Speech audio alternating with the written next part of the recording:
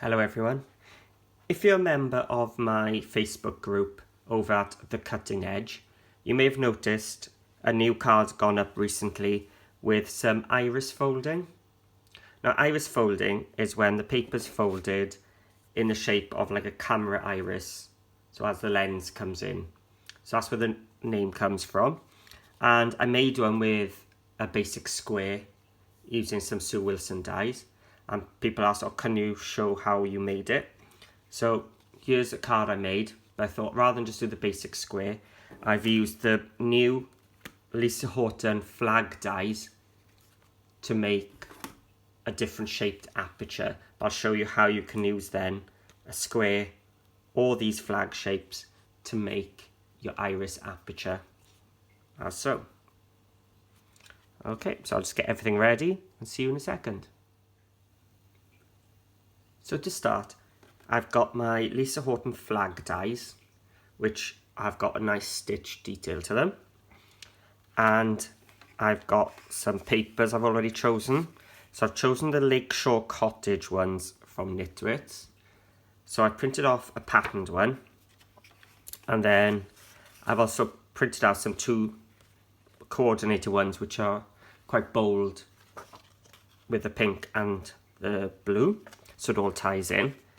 And I've cut a piece of black cardstock down to 19 centimeters by 19, and my decorative piece down to 18 by 18. So I'm going to prepare my card base first because I need the structure to do my iris folding onto.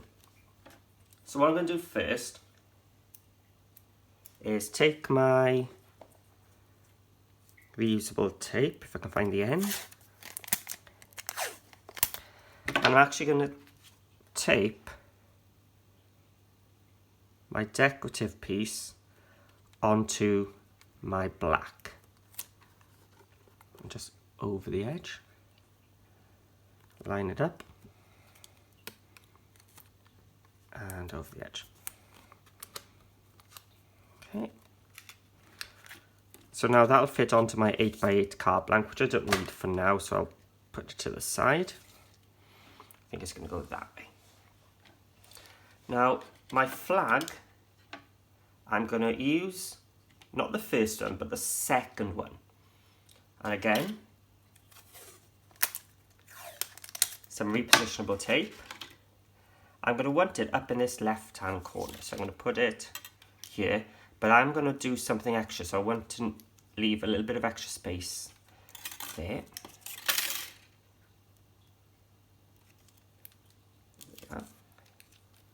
And I know in the end I'm going to be having a topper, which I've already cut out.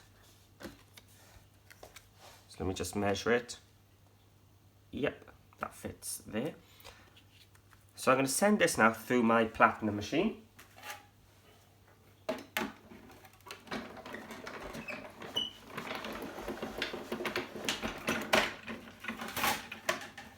I can see it's quite happily cut through the cardstock and the paper in one go. Careful as I take this off.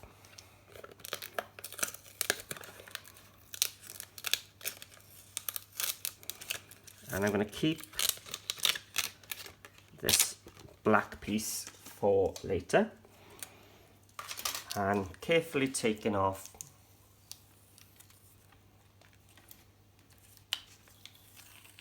the backing paper. And as I've got these nesting dies, I'm actually going to put the big one now on top here. And this is going to cut me a little frame for me to use at the end, just to neaten off my edges. So back through my machine.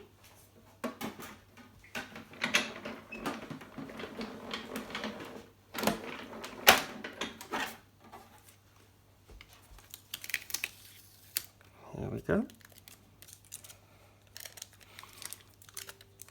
And that's it for the flag dies for now. So I've got my base piece and a frame and my decorative bit. So I'm going to adhere some glue around the edge of this. I almost went up to there. I don't want to because this aperture is smaller than this one, so I'm going to actually go around this one just to catch the edge. Just got some blue tack there to keep my glue in.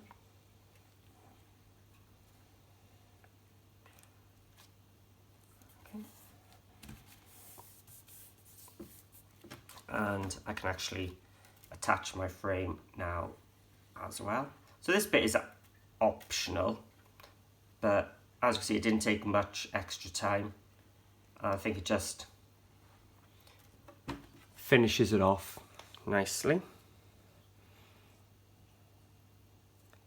So I line it up here. Okay. So for now, I'm going to put this off to the side, but that's ready now with my aperture to do my iris folding into. So I said we were going to keep this piece of black, and it's going to come into play now because we're going to make our iris folding diagram. So I've got my ruler, a fine pen, and a piece of paper. So this is the shape of my aperture. It's the same size. So I'm going to trace around it.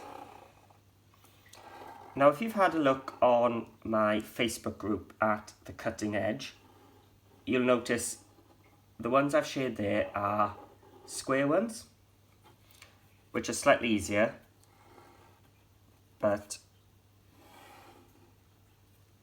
I'm going to show you how we can make a square one using this. This has just got a bit of extra detail later.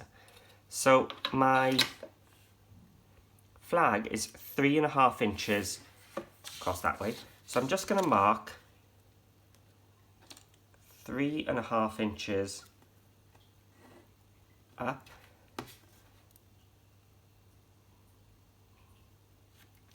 here and join them up. So you can see now I've got a square. So if you wanted to make a square one like my other cards, just ignore anything that happens below that line. Okay, so I'm going to start just doing this bit. If you're going to do the square, just ignore this bit. I'm going to mark at 1 centimetre, 2 centimetre and 3 centimetres. And on the other side, exactly the same. 1, 2, 3. And I'm going to join them up. Be careful of this bit because you need to jump. But all the others are just straight. And I'm just going to label these A, B, C and D. Because they're not going to be part of my iris square. They're just an addition because of the shape of the flag. So here's where I'm starting my iris folding template. I'm going to mark from this corner 1 centimetre in. I'm going to rotate my square and again 1 centimetre in. Again, rotate 1 centimetre and rotate 1 centimetre. Okay. It doesn't matter which direction you go, as long as you keep going the same way every time. So what I've done now is come in 1 centimetre from every corner, and I'm going to join those dots or marks up. And what I'm doing is creating a square within that square, but it's offset.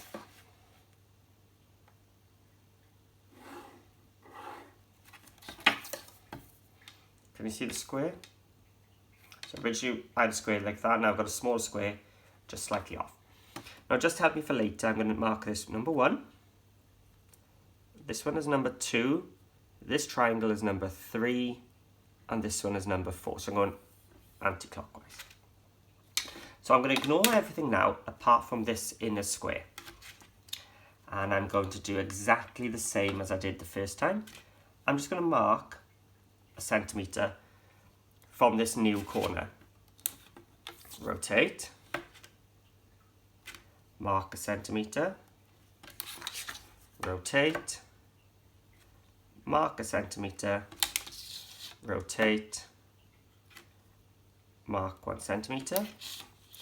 And again, just like I did last time, just join them up.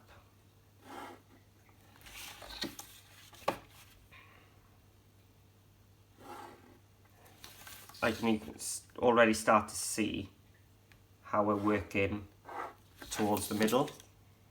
So we're going 1, 2, 3, 4.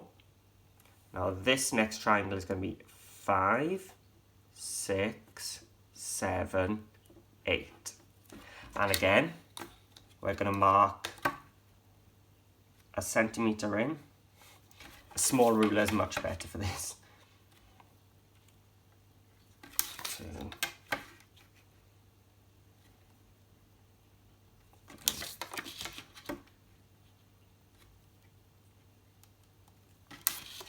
now this may seem like a lot of work, but once you've done one, you can reuse it over and over again. You won't have to make a new one for every card.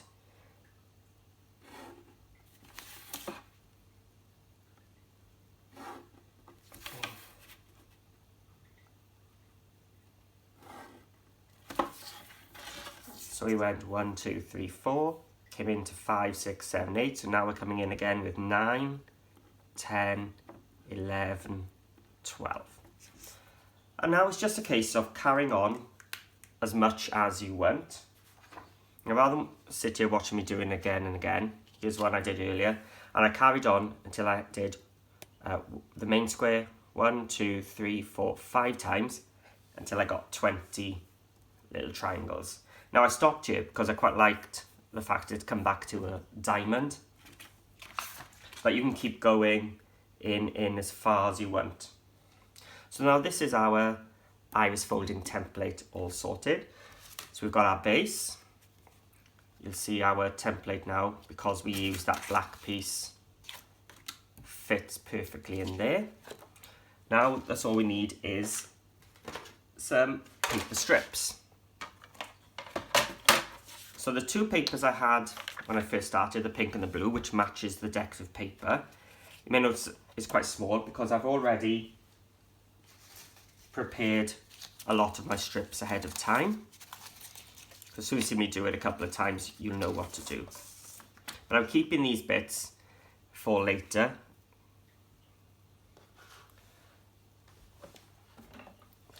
So I've cut them into strips. Now you don't have to be precise.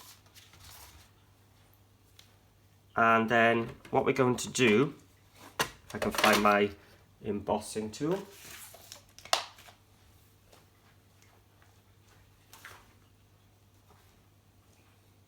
Here it is I'm going to put my strip upside down and I'm going to score it at 3/4 of an inch. Now, to be honest, it doesn't really matter. It doesn't have to be neat or anything, but I just find that gives me a bit of a guide because my paper strips are so long. You could just fold over the edge without the score line. I find this just gives me a little bit of extra help. Now, as I said, it doesn't have to be neat. It doesn't have to be pressed down, nothing at this point. Just we've got our guide. So I've got my blue strips and I've got my pink strips. I'm now going to bring back my template and my base. So working on the back of this, so I'm going to turn it over, I'm going to line it up, and I'm just going to tape it down with some low tack tape on any edge I can find. I'm trying to keep to the edges because we're going to have all our strips around here, so I'm going to keep out of the way there. Now I'm going to bring in my really old brie mat, which I don't use very much anymore because I use my glass mat, but I find this is really useful for the next tip. We're going to be using sellotape to hold down our strips. So what I'm going to do is I'm going to put some sellotape down and cut it off. Do another one.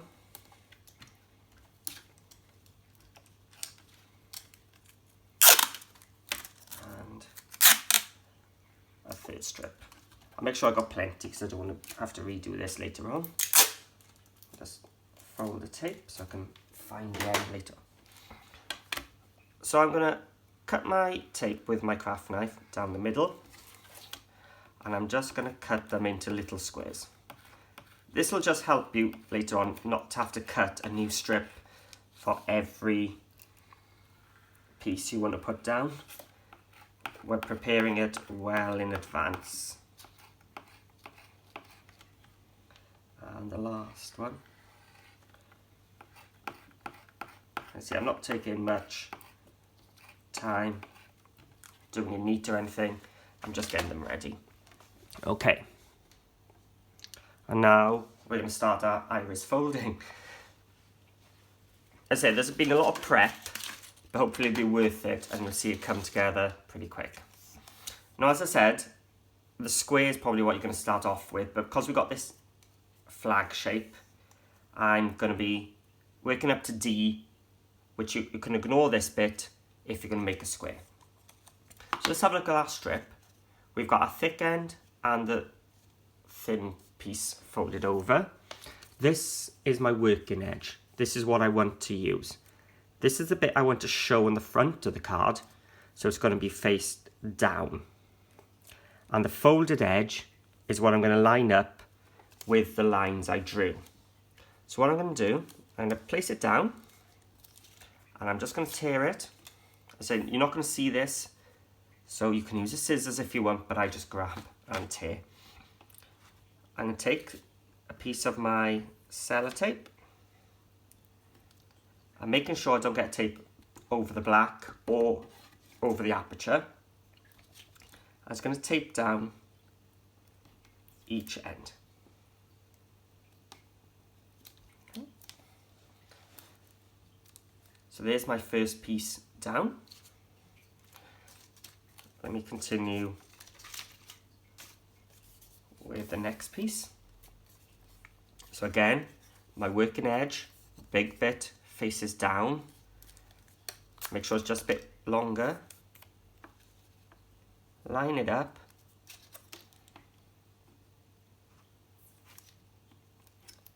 Take some of the tape.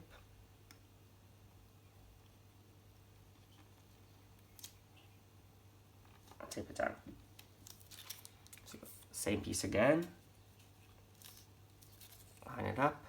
So I've stuck with just the blue for this bit because I haven't reached my iris bit yet. So I'm just sticking to the one colour.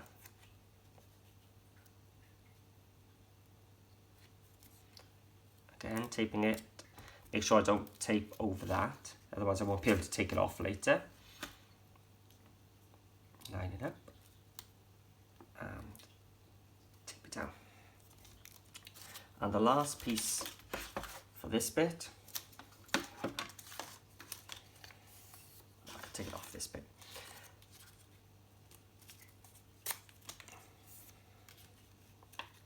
Is here.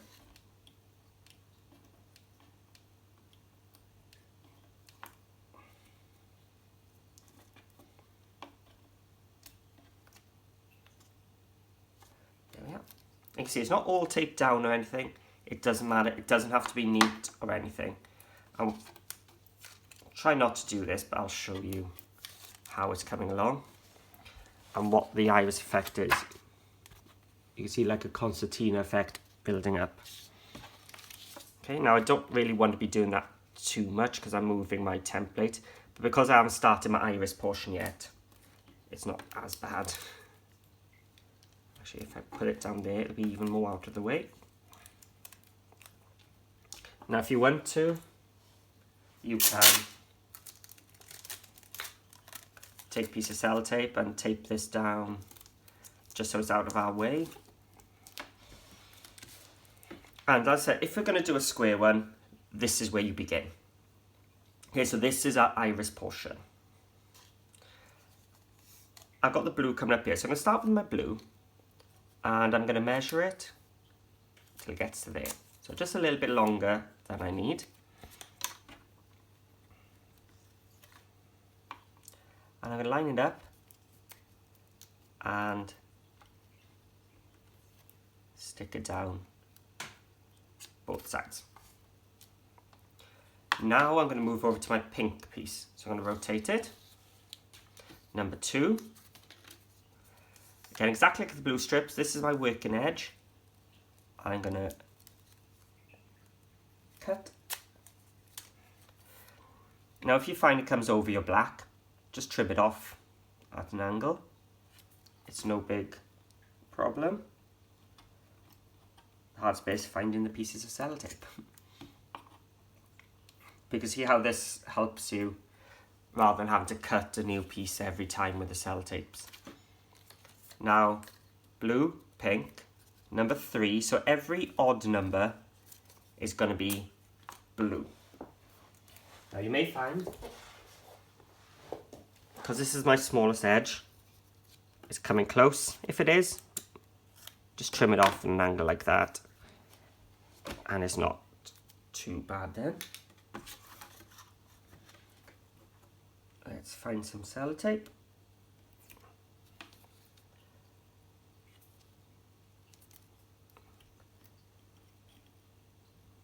So I'm avoiding my repositionable there. And this time, pink. So even numbers are going to be pink. Now you could do it with 4 different papers, but I think 2 will be plenty for today.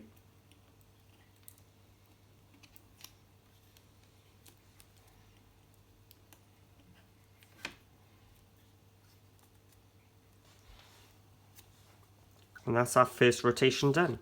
So we've gone round the square, alternating, lining up our working edge against the numbers. Okay, now these shorter bits we've got here, which aren't long enough for these bits, we're going to save them for later because they will come for the shorter bits.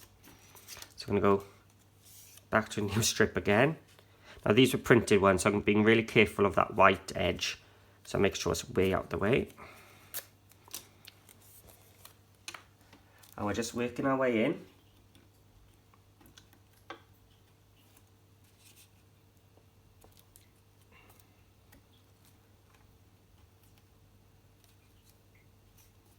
A little bit at a time. Is this long enough? Cutting it fine, so I'm gonna just make sure I'll have this longer piece. As I said, that short piece will come for the next rotation maybe, or a couple in.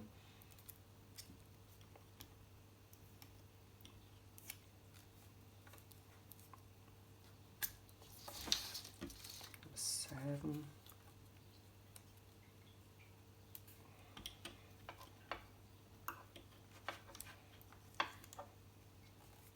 So I might find I go a bit quiet here as I concentrate on what I'm doing.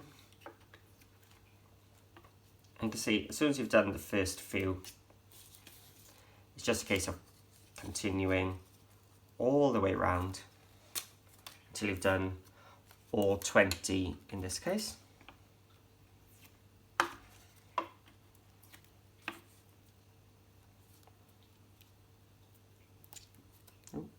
It's upside down.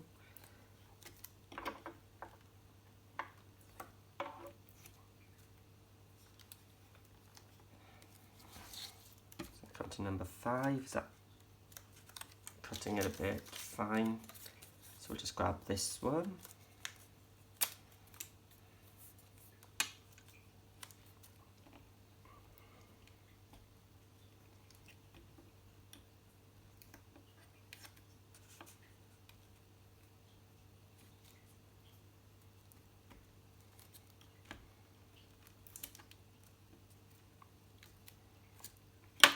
Okay.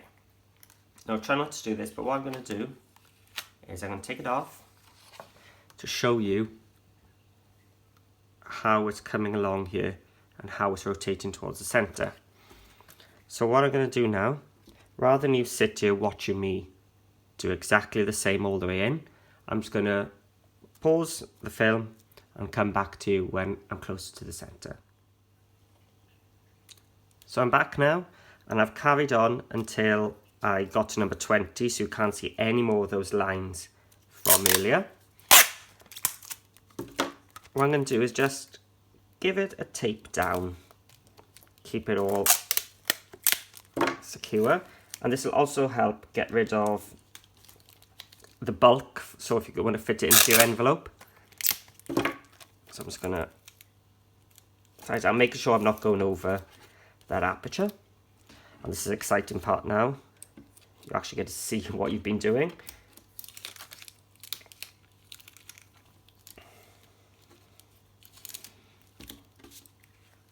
Let's have a look. Phew, it worked. So there we are, we've got our blue coming around and our pink coming from the sides. So I've got the 2 sheets of leftover from when I cut the strips. So I'd decide now if I want to go pink or blue. I think I'm going to go pink because I've got so much extra blue down here. I'll go for that. So I'm just going to cut off a piece. Now, I didn't realise before, but it's actually got a cross hatch on it, so I'm going to try and get that lined up in there. Obviously, if you've just got a random pattern, it's not a problem. And again, tape it onto the back. This is a bit I've been panicking about, trying to find the end of the tape whilst filming.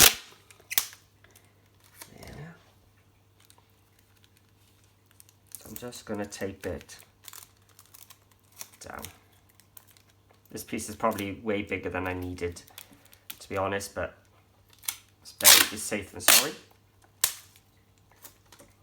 Let's tape it down this edge as well. Because remember now, you're not going to see any of this behind, except for that bit sticking over, so I'm going to cut it off. And here. That's a bit long bit there.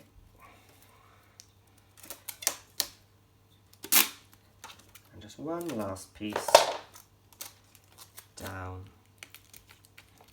the edge. And there we have it.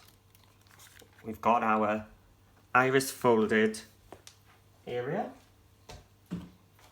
Now, because of the depth here, you will need to add some foam tape to your topper, but don't put it obviously there because you've already got plenty of bulk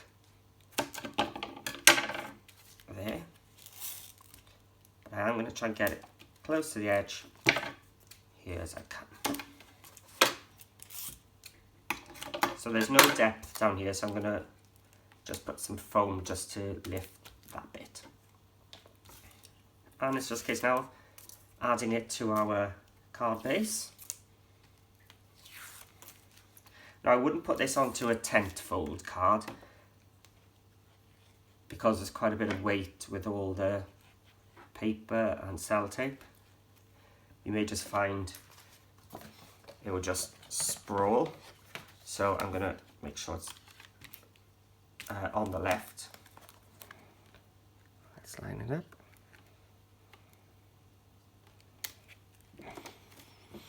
That's down. And there you have it.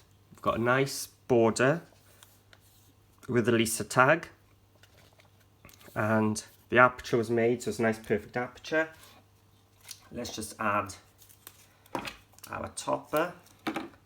So obviously this bit now is totally up to you. I've forgotten to cut a couple of the ferny bits.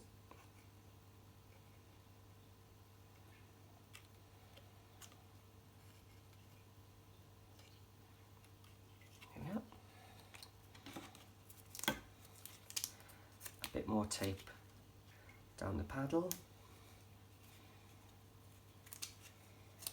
And a bit on the top here.